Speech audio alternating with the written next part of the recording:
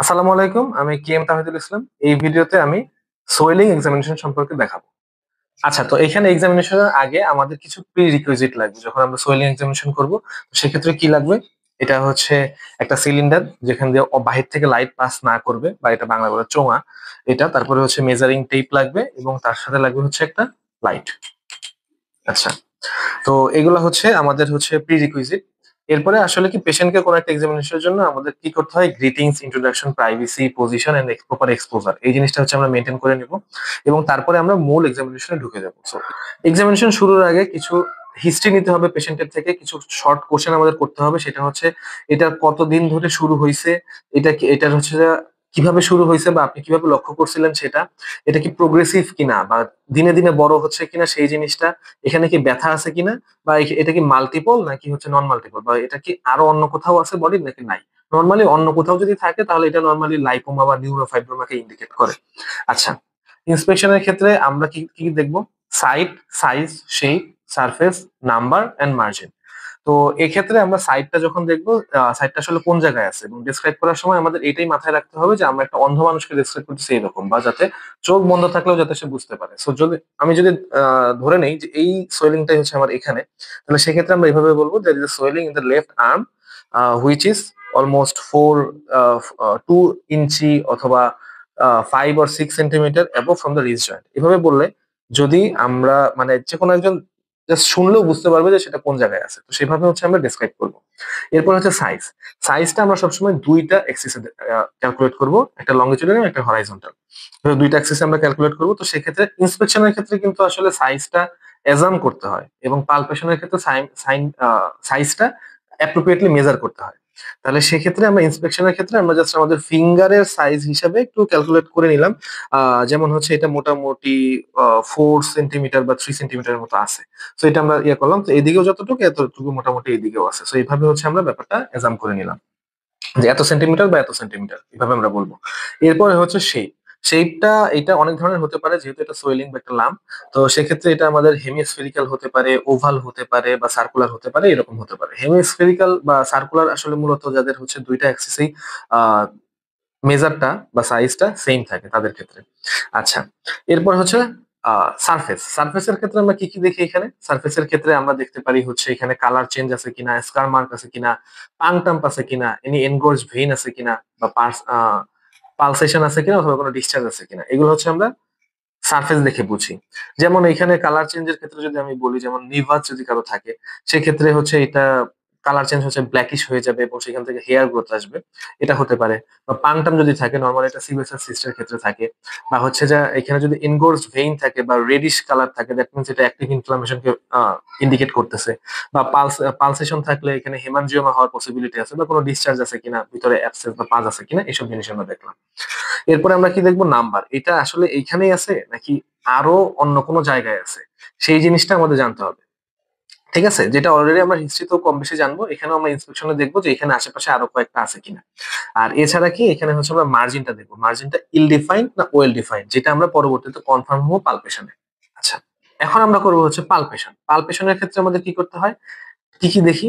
Temperature, tenderness, size, surface, margin and consistency, এগুলো হচ্ছে main. ঠিক আছে, তারপরে করসপন্ডিং এরপরে কোনো পজিটিভ বা নেগেটিভ সাইন হিসাবে আমরা আরো কিছু এক্সামিনেশন করি, যেমন কম্প্রেসিবিলিটি, ফ্লাকচুয়েশন টেস্ট, ট্রান্সইলিমিনেশন টেস্ট, বা ইনডেন্টেশন, অথবা হচ্ছে যে স্লিপিং সাইন, ফিক্সিটি, পালসেটাইলিটি, এইসব জিনিস আমরা দেখি। তো আমরা ফার্স্টে মেইন যে জিনিসগুলো সেগুলো আমরা দেখি। পালপেশনের ক্ষেত্রে আমরা টেম্পারেচার দেখবো। টেম্পারেচার দেখবো আমরা হচ্ছে ডরসাম অ্যাসপেক্ট অফ ফিঙ্গার দিয়ে। ঠিক আছে, তো সেক্ষেত্রে আমরা কি করবো? ফার্স্টে নর্মাল, একটা নর্মাল ধরে নিলাম, এটা নর্মাল। সো নর্মাল একটা জায়গায় আমরা দেখবো, তারপরে অ্যাবনর্মাল, তারপরে নর্মাল। এভাবে আমরা দেখে নিলাম এটা টেম্পারেচার রাইজ করছে নাকি না রাইজ করে নাই। এরপরে হচ্ছে টেন্ডারনেস। টেন্ডারনেস দেখার সময় আমরা যখন এভাবে ধরবো, তখন আমরা পেশেন্টের ফেসের দিকে তাকায় দেখবো যে টেন্ডারনেস আছে কিনা। তবে বলে রাখা ভালো, যদি পেশেন্ট আগেই বলে যে ব্যথা আছে, তাহলে সেক্ষেত্রে ডিপ পালপেশন কন্ট্রাইন্ডিকেটেড, বা ডিপ পালপেশন করা যাবে না। আচ্ছা, যাই হোক, যদি অ্যাজ ইউজুয়াল যদি এখানে কোনো প্রকার পেইন থাকে, দ্যাট মিনস এখানে দুইটা জিনিস ইন্ডিকেট করে। তো সেক্ষেত্রে আমরা কনসিস্টেন্সিটা দেখি যে এটা সফট নাকি ফার্ম। সফট থাকা মানে এখানে অ্যাবসেস, আর যদি ফার্ম থাকে তার মানে এটা অ্যাক্টিভ ইনফ্লামেশন, কিন্তু এখানে এখনো পাস ফর্মেশন হয় নাই। আচ্ছা, এরপরে আমরা দেখবো হচ্ছে সাইজ। সাইজটা আমরা যেটা ইন্সপেকশনে দেখছিলাম সেটা আমরা কনফার্ম করব এখানে, এটা মেজার করে কত সেন্টিমিটার। তো সেক্ষেত্রে আমরা এভাবে আমরা মেজার করতে পারি। আমরা হচ্ছে যে এভাবে দেখে তারপরে আমরা এই পাশ থেকে এই পাশে আমরা মেজার করলাম যে কত সেন্টিমিটার, এটা অলমোস্ট আছে হচ্ছে 5 সেন্টিমিটার।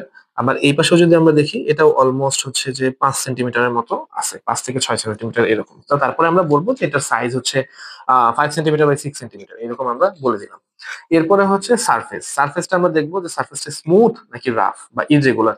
নর্মালি ম্যাক্সিমাম ক্ষেত্রে বিনাইন সোয়েলিং বা অন্য সোয়েলিং এর ক্ষেত্রে এটা স্মুথ থাকে, কিন্তু ম্যালিগন্যান্টের ক্ষেত্রে নর্মালি এখানে হচ্ছে সারফেসটা রাফ থাকে। So আমরা এইভাবে আমরা হচ্ছে যে সারফেসটা দেখে ফেললাম। এরপরে আমরা এইভাবে ধরে ধরে মার্জিনটা দেখবো, যেটা আমরা ইন্সপেকশনও বলছিলাম অলরেডি। তো এখানে আমরা কনফার্মেশন করতেছি যে মার্জিনটা ওয়েল ডিফাইন না ইল ডিফাইন, বা মার্জিনটাকে আমরা প্রপারলি পাচ্ছি কিনা সেটা আমরা এইভাবে দেখলাম। দেখার পরে তারপরে আমরা দেখবো হচ্ছে কনসিস্টেন্সি। কনসিস্টেন্সি দেখার ক্ষেত্রে আমরা যখন এভাবে দেখবো কনসিস্টেন্সি এটা কি। সো কনসিস্টেন্সি 4 রকমের আছে। একটা কি সফট, একটা আছে ফার্ম, একটা আছে হচ্ছে হার্ড, আর তাছাড়া একটা আছে সিস্টিক। তাহলে কি সফট, ফার্ম, হার্ড, সিস্টিক এটার উপরে নির্ভর করে। তো কম্প্রেসিবিলিটি এখানে যখন আমরা হচ্ছে কনসিস্টেন্সি দেখতেছি, তো যদি এখানে সফট হয়, কনসিস্টেন্সি সফট আমরা ধরলাম দেখলাম খুবই নরম, অথবা ফার্ম হয়, সেক্ষেত্রে আমরা একটা টেস্টে যাব, সেটা হচ্ছে কম্প্রেসিবিলিটি। কম্প্রেসিবিলিটি বলতে আমরা সোলিংটাকে এভাবে ধরে এভাবে চাপ দিব, যদি সেইটা চলে যায় বা ডিমিনিশড হয়ে যায়, দ্যাট মিনস সেটাকে আমরা কি বলবো, চলে যায় বলতে আমি যখন চাপ দিলাম আমার হাত নিচে নেমে গেছে, মনে হচ্ছে কোনো সোয়েলিং নাই। আবার যখন হাত সরায় ফেলছি তখন ওটা আবার ব্যাক করছে। ঠিক আছে, এটাকে বলা হচ্ছে কম্প্রেসিবিলিটি। তো এইটা যদি হয় দ্যাট মিনস এটা হবে হচ্ছে কোনো প্রকার এমন কোন সোয়েলিং যার সাথে কোনো দাগ বা কোনো একটা লাইনে অন্য কোথাও সংযোগ আছে, যেখানে আমি চাপ দিতেছি সেখান থেকে ফ্লুইড অন্যখানে চলে যাচ্ছে। যেমন এখানে হতে পারে কি হেমানজিওমা, হতে পারে লিম্ফেনজিওমা। আমি এখানে চাপ দিলাম, এখান থেকে চলে গেছে, যখন আমি হাত সরাইলাম আবার সেটা ব্যাক করছে, এটাকে বলা হয় কম্প্রেসিবিলিটি।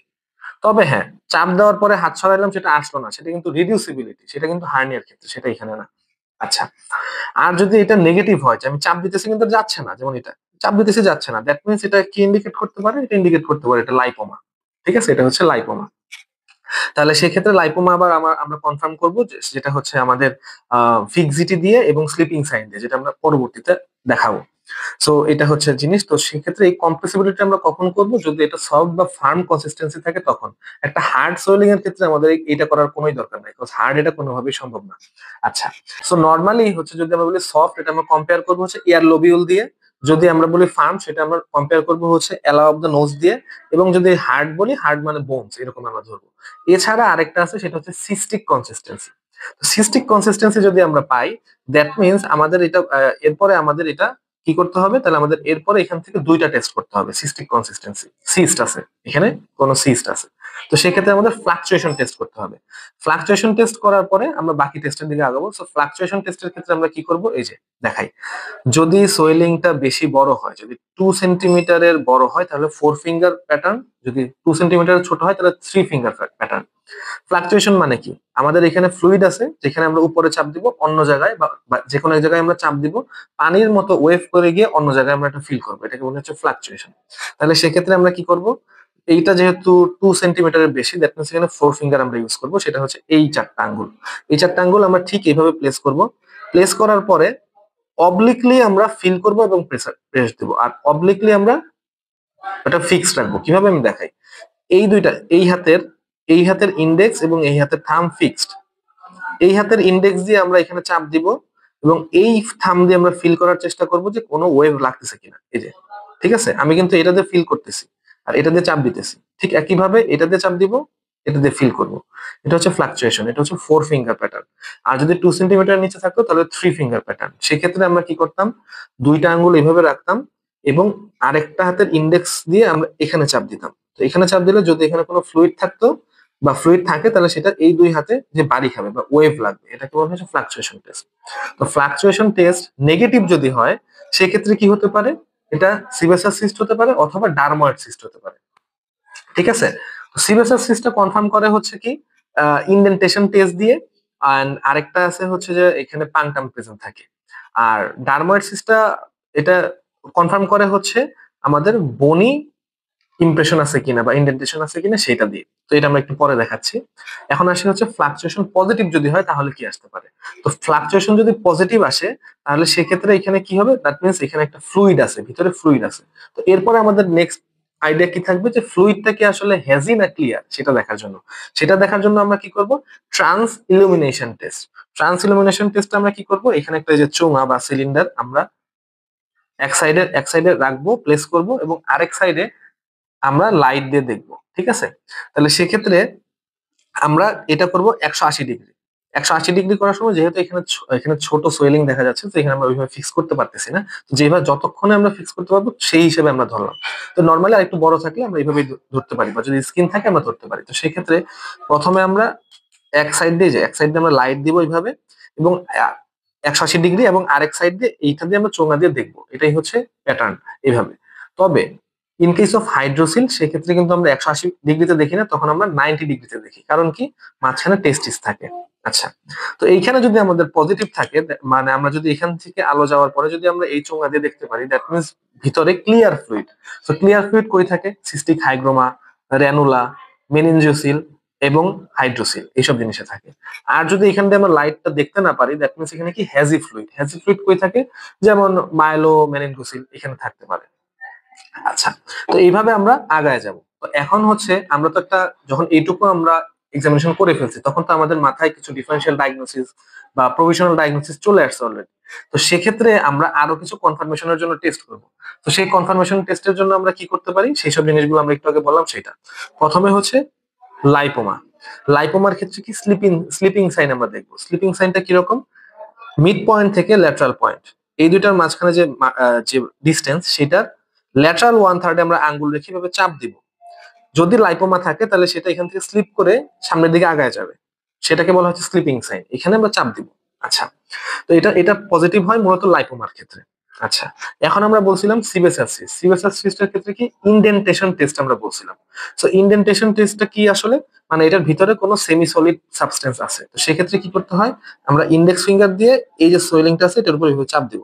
চাপ দেওয়ার পরে এই যে ভিতর দিকে গেল, তো সেক্ষেত্রে এই যে আমি করলাম এবং আমি ছেড়ে দিলাম, এই যে এটা ভিতরে কি গর্ত হয়ে আছে, তো এটাকে আমরা বলবো হচ্ছে কি, এটা ইনডেন্টেশন পজিটিভ। তাহলে সেক্ষেত্রে এটা হবে হচ্ছে সিবেসাসিস। তো এই যে এটা যে ভিতরে চলে গেছে, এটা অটোমেটিক ফিল হবে না। তো সেক্ষেত্রে এটাকে বলা হয় হচ্ছে সিবেসাস সিস্ট। আচ্ছা, আর ডারময়েড সিস্ট আলাদা করে কিভাবে, ডারময়েড সিস্ট মূলত কনজেনিটাল, তো যার ফলে এটা বোনকে ইরোড করে ফেলে। তো সেক্ষেত্রে আমরা কি করব, এইভাবে ঠেলা দিয়ে চেষ্টা করব সোয়েলিংটাকে সরানোর, সরিয়ে পরবর্তীতে আমরা বোনসের মধ্যে ফিল করার চেষ্টা করব যে এখানে কোনো প্রকার ইনডেন্টেশন বা গর্ত হয়ে গেছে কিনা। সেক্ষেত্রে সেটা যদি থাকে তাহলে সেটা ডারময়েড সিস্ট।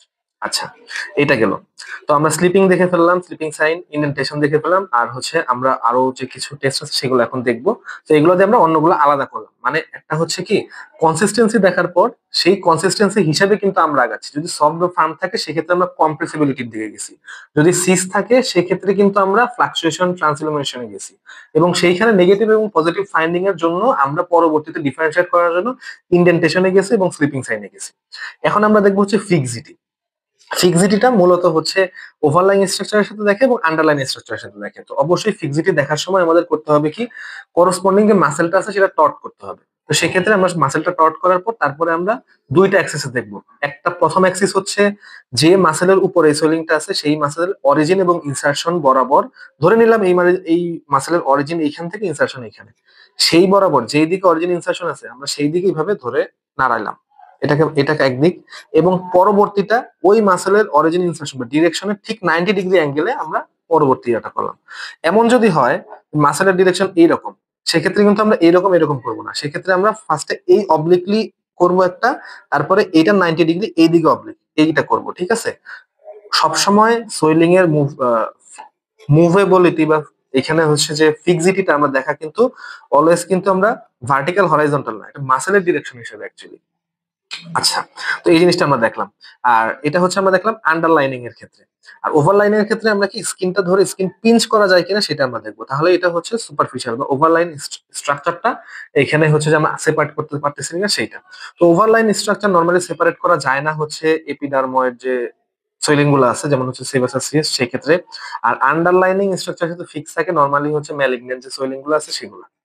এছাড়া কি আছে, পালসেটাইলিটি আমরা দেখতে পারি এখানে, যে অনেক সময় থাকে যে এখানে আমরা পালস দেখতে পাচ্ছি কিরকম, পালসের সাথে করসপন্ডিং বা আমরা দেখতে পাচ্ছি যে হার্ট বিট করতেছে, তার সাথে এই সোয়েলিংটাও বড় হচ্ছে অথবা নড়তেছে।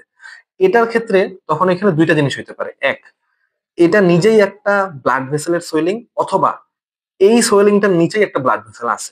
তো সেক্ষেত্রে আমরা কি করব, সেক্ষেত্রে আমরা হাতটা এইভাবে রাখবো, হাতটা রাখার পরে আমরা জাস্ট হালকা করে রাখবো, রাখার পরে আমরা জাস্ট ফিল করার চেষ্টা করবো যে যখন পালস হচ্ছে হাতটা কি যদি এরকম আসতেছে কিনা। সরাসরি যদি শুধু উপর নিচ হয়, দ্যাট মিনস এই সোয়েলিং এর যে পালসেশনটা আমরা পাচ্ছি সেটা আসলে এই সোয়েলিং এর না, এর নিচে কোনো সোয়েলিং আছে বা পালস আছে, সেইটা মানে এই সোয়েলিংটার নিচে কোনো পালস আছে যেটা মুভ করতেছে বা ব্লাড ভেসেল মুভ করতেছে, যার ফলে সোয়েলিংটা উপর দিকে উঠতেছে। তো এইটা কোনো ব্লাড ভেসেলের সোয়েলিং না। আর যদি এমন হয় যে যখন এটা হচ্ছে যে পালস পাচ্ছি আমরা, তখন এই হাতটা আমার উপরে উঠতেছে এবং হাতটা ছড়েও যাচ্ছে, এইভাবে উপরে উঠতেছে এবং ছড়ে যাচ্ছে। তো সেক্ষেত্রে আমাদের বুঝতে হবে যে এইখানকার ক্ষেত্রে এই যে সোয়েলিংটা আছে সেটা ব্লাড ভেসেলের, কারণ কি যখন ব্লাডটা আসতেছে সে নিজেও ছড়ায় যাচ্ছে, যার ফলে আমার হাতটাও ছড়ায় দিচ্ছে। তো এইভাবে আমরা এই জিনিসটা আলাদা করতে পারি। সো মূলত আমাদের যে সোয়েলিং এক্সামিনেশন ক্ষেত্রে এইভাবেই আমরা আমাদের সোয়েলিং এক্সামিনেশনটা শেষ করব। এরপরে আমরা এক্সপোজ যে করেছিলাম সেটা কভার করে দিয়ে পেশেন্টকে থ্যাংক ইউ দিয়ে আমরা আমাদের পরবর্তীতে আমাদের যে ফাইন্ডিংস গুলো আছে সেগুলো আমি বলবো। তো এইভাবেই আমরা আমাদের এক্সামিনেশনটা শেষ করবো।